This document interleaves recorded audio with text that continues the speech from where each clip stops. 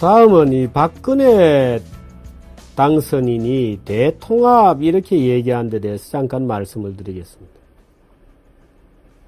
대통합. 듣기에는 아주 좋은 말입니다.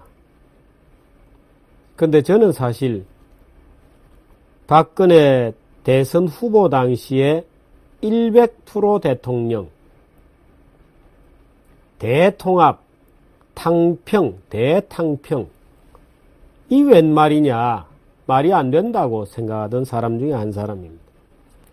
물론 제 자신이 박근혜 후보는 어떻든 호남인들을 끌어들이지 않으면 안 된다고 생각해요. 오늘 낮에 제가 이 민주당의 국회의원을 하시다가 재정부 장관도 하고 경제수석도 하고 하다가 민주당에서 국회의원을 하시다가 쫓겨난 강봉균 전 장관 건전재정 포럼 이런 운동을 하시죠.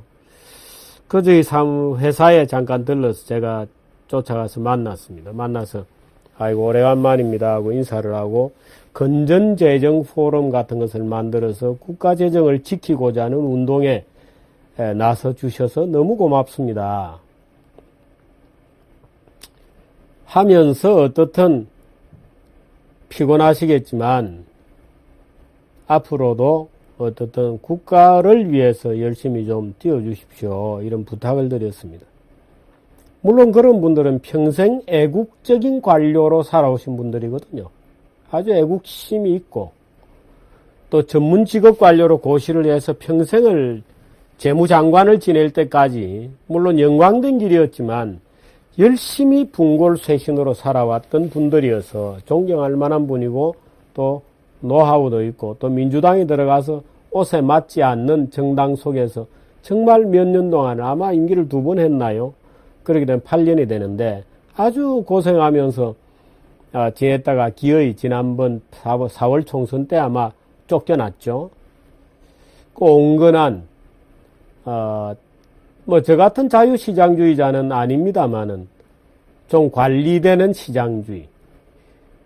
저보다는 정부 규제라고 할까 이런 쪽에 조금 더 이제 무게. 역시 이제 관료 출신이니까 갖는 한계일 수도 있습니다. 물론 그런 분도 이제 박근혜 후보의 국무총리 1순위에 올라가는 분들이죠. 그런 분, 또 농림부 장관을 옛날에 지내고 했던 최인기라는 분, 또 지금 전남지사 이런 분들도 정말 좋은 분들이고, 아직은 조금 빠른 느낌이 있지만 무슨 야권에도 훌륭한 분들이 많으시죠. 그분들이 오히려 이번에 야권에서 전혀 맥을 못 추었죠. 오히려 극좌 세력들이 민주당의 문재인을 전부 장악해버린 겁니다. 그래서 참 안타깝다 이런 느낌이 많이 듭니다만은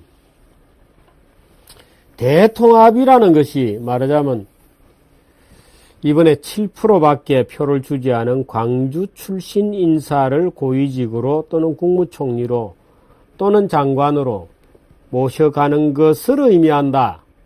저는 대찬성입니다. 저 자신이 그걸 주장해 왔기도 하고.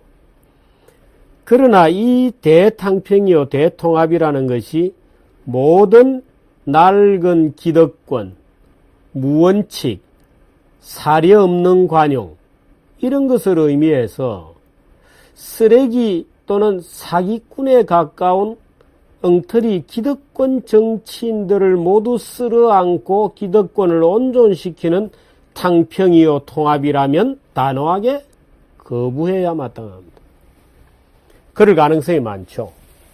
예를 들어서 당장 국정원 여직원 가지고 그렇게 작전을 벌였던 인사들은 구속시키고 수사를 해야 되겠죠. 또 그거 가지고 말도 안 되게 떠들었던 뭐하는 인사들에 대해서도 사전에 짜고 하는 것인지 또는 왜 고의적으로 그런 루머를 유포시키고 장난질을 쳤는지도 조사해서 의법 조치해야 됩니다. 그런 종류의 선거사범, 위법, 불법 이런 것이 탕평과 포용과 통합의 대상은 아니죠. 탕평과 포용과 통합이 되려면 기준이 있어야 됩니다. 기준이 없는 탕평, 무원칙한 포용 그야말로 잡탕의 존속만을 의미하고 기회주의자들의 공간을 넓힐 뿐이죠. 옳다구나, 탕평이다, 포용이다 하고 또 해바라기족들이 모여들고 꼬여들고 전문기술자인 것을 가장해서 기회주의자들이 또 바로할 가능성만 넓힌다 한다면 그건 절망이죠. 인수위 같은 데서도 마찬가지입니다. 인수위를 구성할 때도 말하자면 원칙이 있고 원리가 있고 정확한 삶의 궤적에 입각한 인재를 선별적으로 수용하지 않고 그냥 포용이다, 무원칙한 배려다 하고 쓰레기 잡탕을 다 모아놓으면 기회주의적 태도, 정략과 속임수와 술수에만 능숙한 인간들이 살아남는 또 잡탕이 되는 거다.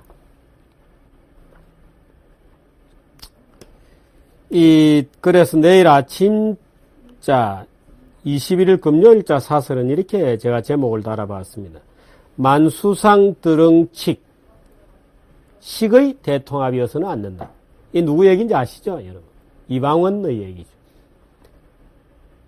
만수산 드렁치기 얽혀진들 어떠하리, 이런들 어떠하리, 저런들 어떠하리 라는 식의 대통합이거나 포용이거나 대탕평은 웃기는 기회주의 분자들만 양산하고 정치를 타락시키고 저질로 만든다. 오히려 엄정한 잣대에 따라서 친박이라 하더라도 깨끗하게 드러내고 원칙에 맞게 일해왔던 사람들을 기용해서 쓰는 것은 원칙 있는 탕평이고 통합이어야지 기회주의자들이 또 독버섯처럼 온전하는 그런 탕평과 통합이어서는 안 되겠다. 법치주의에 기반한 엄정한 원칙이야말로 진정한 통합의 기준이다. 선거 때 있었던 일이니까 지나간 일은 다 덮고 이런 거 안 됩니다. 전혀 안 됩니다. 지나간 일이지만 불법과 비리와 사기치고 거짓말하고 한 거 다 밝혀서 처단을 해야 되는 겁니다. 그는 새누리당에도 그런 짓을 하는 인간들이 많이 있을 거예요. 그거 다 법적으로 정리를 해야 됩니다. 그런 것 없이 이렇게 해도 좋고 저렇게 해도 좋고 여론조사 조작하고 이랬던 인간들 다 처단을 해야 되는 겁니다. 법의 심판을 받게 해야 되는 겁니다.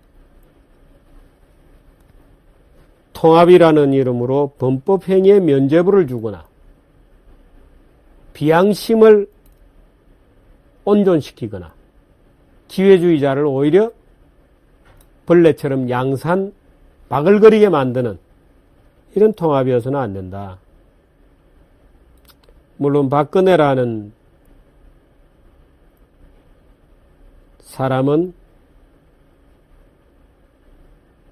엄마가 총 맞아서 돌아가시고 아버지가 부하의 손에 의해서 살해되는, 시해되는 참담한 경험을 했기 때문에 어느 누구 아첨꾼이나 친박 이건 누구에겐 간에 쉽게 넘어가지는 않으리라고 봅니다. 아마 이번에 박근혜 후보가 당선인이 된 것도 박근혜라는 사람은 그렇게 쉽게 속아 넘어갈 사람도 아니고 본이 다른 사람을 속이거나 뒤통수 칠 사람도 아니다 라고 하는 것이 아마 많은 표를 얻었겠습니다마는 이번에 소위 인수위원을 구성하는 데서부터 서릿발 같은 엄정한 원칙을 보여줘야 됩니다. 그래야 세상에 비로소 질서가 서고 법치가 뿌리 내리고 먼지가 가라앉기 시작하는 겁니다.